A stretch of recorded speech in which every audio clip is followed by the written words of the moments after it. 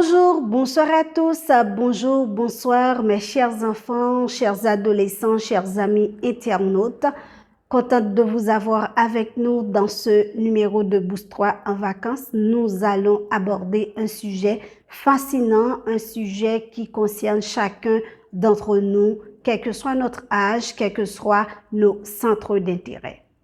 Nous allons parler de la concentration. Dans un monde rempli de distractions, dans un monde rempli de sources d'informations, nous avons vraiment besoin de nous concentrer, particulièrement pour cette réouverture des classes qui, d'ailleurs, chez nous se fait dans un contexte très difficile, dans un contexte d'insécurité. Nos enfants ont besoin vraiment de se concentrer, de booster leur capacité de concentration. Eh bien, nous allons aborder ce sujet avec Kenya Jean, notre coach en développement personnel et en relation. Bonjour, bonsoir Kenya. Bonjour, bonsoir Sophia. Salut les enfants, les adolescents, chers parents. Salut, chers internautes. Aujourd'hui, je suis vraiment très contente d'être avec vous et aussi c'est pour la dernière fois, malheureusement. On va mettre fin aujourd'hui à cette belle émission durant les vacances.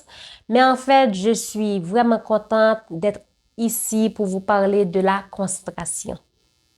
Pour commencer, Kenya, explique-nous c'est quoi la concentration et pourquoi est-elle si importante, particulièrement pour les enfants et les adolescents. Eh bien, la concentration, c'est comme une petite puissance dans ton cerveau.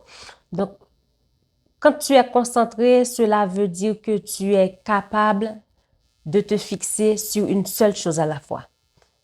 Comme, par exemple, quand tu fais la lecture, quand tu regardes la télé, si je peux le dire comme ça, quand tu fais ton devoir. Donc là, tu es concentré sur une seule chose. Donc, les autres choses autour de toi, c'est comme si rien n'existait. Donc, c'est ça qu'on appelle profiter du moment présent. Peu importe, la personne fait de la lecture, ses devoirs, regarde la télévision. Donc là, tu es focus sur le moment présent. Donc, c'est ça et la concentration. Donc, il faut savoir que la concentration, normalement, la partie qui joue ce rôle est dans le cerveau. Cette partie-là, c'est cette partie du cerveau, le cortex préfrontal. Donc, c'est ici. Donc, c'est cette partie-là ça, c'est son travail. Donc, quelle est son importance? Donc, l'importance de la concentration chez les enfants, bon, pas seulement chez les enfants, chez nous aussi. Et quand on fait quelque chose de très important au bureau, et là, comme on parle pour les enfants, et là, on parle pour cette année académique, surtout avec l'insécurité. Donc, en ce moment même, il est très important que les enfants soient concentrés. Le pourquoi? C'est parce que ça va les aider à gérer leur stress, ça va les aider à renforcer leur apprentissage, ça va aussi aider à booster leur estime de soi. Et donc, leur résilience, on peut dire, face au... Oui, c'est très important. C'est très important, ça va aussi les aider. Surtout en ce moment même, la concentration est très importante pour le bien-être émotionnel de l'enfant. Donc, Kenya, la concentration, c'est un peu comme allumer un projecteur dans son esprit, n'est-ce pas? Oui. Quand on est concentré, on peut mieux comprendre les choses, voir plus clair, apprendre plus rapidement et faire un excellent travail. Oui, c'est normal parce que lorsqu'on est concentré, donc on est conscient, avec conscience, j'aime dire ça. Donc là, tu te dis dans ta tête, je ne vais pas me laisser distraire. Ok. Donc c'est très important. Ok. Donc nous allons essayer d'être plus précis et concis dans ce sujet, Kenya. Nous savons qu'il est difficile pour tout individu, enfant, adolescent, jeune comme adulte, de rester concentré. Il y a parfois des choses distrayantes autour de soi, comme des bruits, des pensées qui vagabondent dans la tête, ou même des situations troublantes, douloureuses. Puisque nous parlons des enfants, Comment aider les enfants et les adolescents à améliorer leur concentration ou encore à retrouver leur concentration? C'est une très belle question, Sophia. Alors, j'ai pour vous quelques idées avec des exemples que vous pouvez pratiquer qui peuvent aider les enfants à mieux gérer leur concentration. Donc, premièrement, créer un emploi du temps pour l'enfant. Donc, si vous avez bien regardé les vidéos de Bousson en vacances, j'avais déjà parlé de cette partie-là, la gestion du temps. Donc, ça va aider l'enfant à bien gérer son temps d'études. Donc, matière par matière et heure par heure, c'est très important. La deuxième chose que vous pouvez faire, vous pouvez aider l'enfant à pratiquer la méthode Pomodoro. C'est une méthode qui est inventée par l'Italien Francesco Cirio. J'espère que j'ai bien prononcé. Et donc, cette méthode-là va aider l'enfant à mieux gérer son temps. Donc, c'est une méthode qui est présentée par des minuteries sous forme de tomates. Normalement, la technique Pomodoro est une méthode de gestion du temps, comme je viens de le dire, qui consiste à travailler pendant une période de temps définie. Normalement et généralement 25 minutes. Par exemple, et 25 minutes et sciences sociales, on va dire 25 minutes de maths, 25 minutes, c'est comme ça. Donc, mais vous devriez savoir que l'enfant doit prendre des pauses de 5 minutes de temps en temps. Après chaque 25 minutes, une pause de 5 minutes. Après avoir complété 4 cycles de Pomodoro, on prend une pause plus longue. Donc, ça peut arriver que vous donnez une pause, on dit, de 20 minutes à l'enfant. Généralement, et bon, je dis 20 minutes, ça va dépendre de l'enfant parce qu'il y a certains enfants qui demandent beaucoup plus. On dit 30 minutes pour l'enfant qui est beaucoup plus lent, si je peux le dire comme ça. Donc, cela peut les aider à rester bien concentrés et aussi à maintenir leur énergie. Donc, c'est très important. Troisièmement, se fixer des objectifs en éliminant les distractions. C'est-à-dire, chers parents, il est important de donner à l'enfant un espace où il n'y a pas de distraction. Pas de télévision, pas de radio, pas de tablette, rien pour lui distraire. Quatrièmement, de l'exercice physique pendant les pauses, c'est-à-dire lorsque l'enfant est en train de pratiquer la méthode de Pomodoro, donc comme je vous l'ai dit, donc l'enfant a la possibilité de faire des exercices physiques. Par exemple, ça peut être l'étirement, et courir ou marcher un peu et aussi se rafraîchir. Ça peut arriver que l'enfant boit un peu de jus, de l'eau, ce qu'il veut. C'est très important. Cinquièmement, manger des collations saines. C'est-à-dire, chers parents, c'est vrai que l'enfant, il travaille, il est concentré sur ce qu'il fait, mais cela n'empêche qu'il mange de temps en temps. Ça peut arriver que c'est du bonbon, un petit gâteau, et pendant qu'il travaille ou aussi et au moment des pauses. Donc, c'est très important de donner à l'enfant des petites collations comme ça. Sixièmement, apprendre à l'enfant à se recentrer. Et par exemple, si votre enfant, il est un enfant qui se déconcentre facilement, ou ça peut arriver que il est dans son petit coin, il travaille tranquillement, un bruit le dérange, ou la musique, la télé, ou quelqu'un d'autre. Donc, ce que vous pouvez faire si vous voyez que l'enfant est déconcentré, ne l'engueulez pas. C'est pas la solution. Vous dites à l'enfant, OK chérie, OK ma fille, OK mon fils, je vois que tu es déconcentré. Donc, prends une pause. Vous autorisez à l'enfant de prendre une pause et après, vous l'aidez soit à écouter une petite musique comme ça, juste pour faire travailler son cerveau ou aussi de faire de la méditation de pleine conscience. Donc, comme ça va relâcher ses muscles. Et vous allez voir, l'enfant va se recentrer. C'est très important d'aider votre enfant à retrouver son équilibre. Ok, Kenya, mais pour revenir sur la méthode Pomodoro, est-ce que cette technique peut être utilisée par des personnes de tout âge? Et est-ce que le respect des 25 minutes dont tu parlais doit être strict? Oui, c'est possible. peu importe que c'est un enfant de 3 ans, il est humain avant tout. Donc, s'il me faut des pauses, l'enfant aussi, il lui faut, au contraire, c'est moi, je dirais, j'ai lu ça nulle part. Mais moi, personnellement, on dirait que c'est fait pour les enfants parce que ça peut arriver quelqu'un qui est concentré et peut passer 2 heures, 3 heures sur son ordi. Mais pour l'enfant, lui, il ne peut pas passer 3 heures concentré. Donc, il doit de temps en temps faire des pauses. Moi, je dirais que cette méthode-là, c'est pour les enfants, franchement. Ok. Est-ce que la durée doit être stricte? Non, je pense pas. Non, non, non, évitez. Parce que lorsque vous mettez des pressions et à l'enfant, ça va le déconcentrer. Donc, vous allez penser dans votre tête que vous faites un bien. Au contraire, non, c'est pas bien. Pas de pression. Donc, ce sont 5 minutes, c'est à lui de gérer comme bon lui semble. Je dis comme bon lui semble, mais ça ne veut pas dire de divaguer non plus.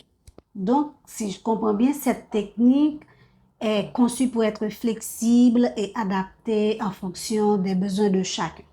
Oui, très important. Au contraire, ce que vous pouvez faire, si vous voyez que l'enfant non seulement travaille bien et respecte et toutes ces choses-là qu'on vient de dire, donc pour les adultes, je les conseille toujours de se récompenser, mais vous, parents, vous pouvez récompenser votre enfant.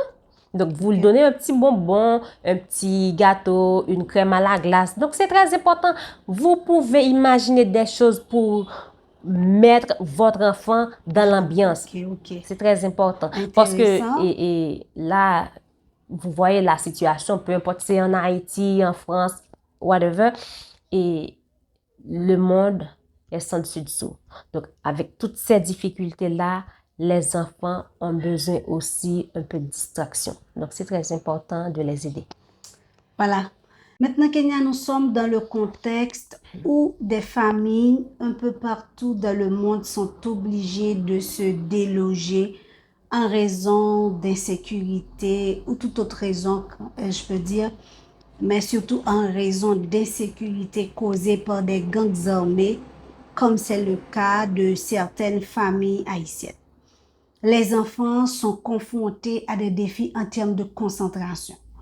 On peut parler de changement d'environnement, qui, qui peut perturber la routine des enfants. On peut aussi parler de stress émotionnel, d'instabilité, d'accès limité à l'éducation. Les enfants déplacés peuvent avoir un accès limité à l'éducation, et ce qui peut rendre l'apprentissage plus difficile et réduire leur motivation à se concentrer. Et aussi, on peut parler des préoccupations familiales. Les enfants sont préoccupés, les familles, les mères, les pères sont préoccupés. Donc, les préoccupations liées à la sécurité et à la stabilité dans la famille peuvent être une source de distraction constante pour les enfants. Face à ces défis-là que ces enfants font face, comment leur fournir un soutien émotionnel et leur offrir un environnement d'études stable dans la mesure du possible, afin de les encourager à se concentrer même dans ces situations difficiles. Wow. J'avoue que cette question-là me touche beaucoup. Parce que de nos jours, c'est ce que j'entends et ceci partout. Et je dois te dire que, Sophia, je comprends ce que ça fait. Lorsque tu es obligé de quitter ta maison sous pression, et ceci de façon involontaire, tu n'as pas choisi de quitter ta maison. Donc là, en ce moment-là, il y a toutes les émotions qui chamboulent à l'intérieur de toi, la peur, colère, tristesse et tout le tralala. Donc je dois dire que je comprends les enfants et je comprends aussi les parents. Alors là, j'ai 2 grands points qui sont cruciaux à vous partager. C'est très, très, très important. Premièrement, écoutez activement les préoccupations et les émotions des enfants. C'est très important.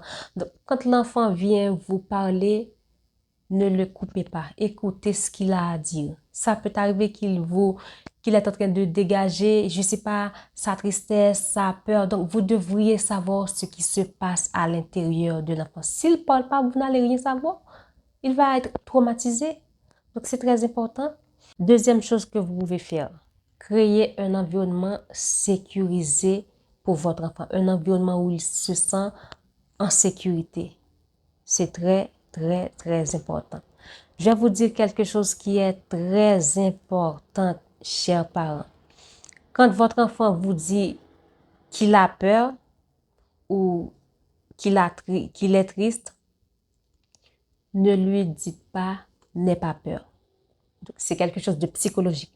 Donc, quand vous dites à quelqu'un « n'aie pas peur » ou « pourquoi est-ce que tu as peur », vous excitez la peur chez cette personne. Donc, c'est très important. Lorsque l'enfant vous dit « maman ou papa, j'ai peur », dites de préférence à l'enfant « je te comprends. Je suis là pour te rassurer. » Donc, quand vous dites à l'enfant « ah, n'aie pas peur. Pourquoi tu as peur? Tu n'as pas à avoir peur. Tu es un homme. » Non, non, non. Vous allez exciter la peur. C'est très, très important de le savoir. Le second grand point, c'est soutien éducatif et stabilité. Premièrement, assurez-vous que votre enfant a accès à l'éducation. Donc, je sais que en ce moment même, et ça chamboule par-ci par-là. Il y a certains enfants qui sont déjà à l'école, il y en a d'autres qui sont obligés de rester à la maison. Mais peu importe que votre enfant est à la maison ou il est à l'école. Donc, s'il est à l'école, tant mieux. Donc, faites en sorte que votre enfant trouve un espace calme afin qu'il puisse être concentré. Parce que comme je viens de le dire, la concentration va l'aider à gérer son stress. C'est aussi bien et bon pour son bien-être émotionnel. Mais pour ceux qui ne sont pas à l'école, ce que vous pouvez faire, vous pouvez les aider à apprendre. Ils ont leur ancien livre. Donc, ce qu'ils peuvent faire, ils peuvent étudier ou travailler les maths et les règles grammaticales, les verbes. Et aussi, vous pouvez les aider à utiliser votre téléphone de façon intelligente parce que sur Google, vous pouvez trouver des tas de choses qui peuvent aider votre enfant à s'éduquer pendant qu'il est à la maison. Donc, c'est très important de les accompagner, que ce soit votre enfant est à l'école ou il est encore à la maison. Donc, aidez les enfants, accompagnez-les. Comme ça, ils vont rester concentrés, ils vont bien gérer leur stress et ils ne vont pas vous donner de problème parce que vous étiez là pour eux. Donc, c'est très important de les accompagner.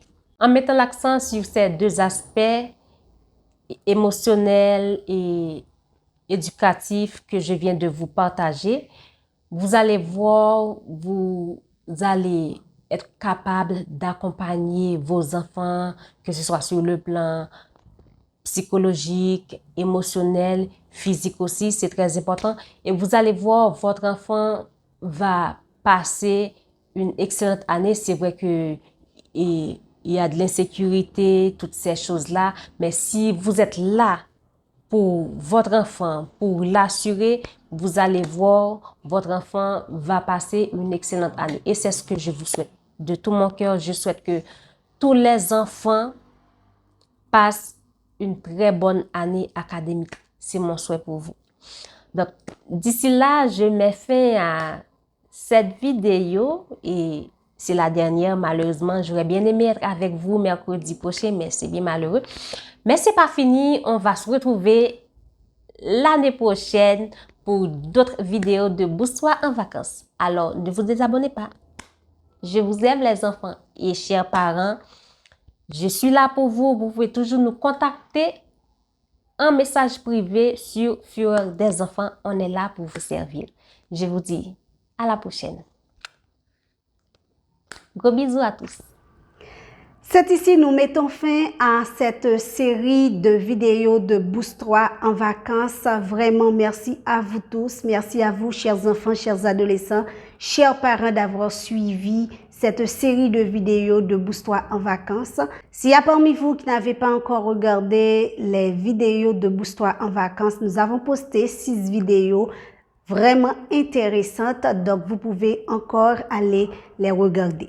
D'ici là, je vous dis à la prochaine pour une autre série de vidéos de Booste-toi en vacances. Merci à vous. Bye bye.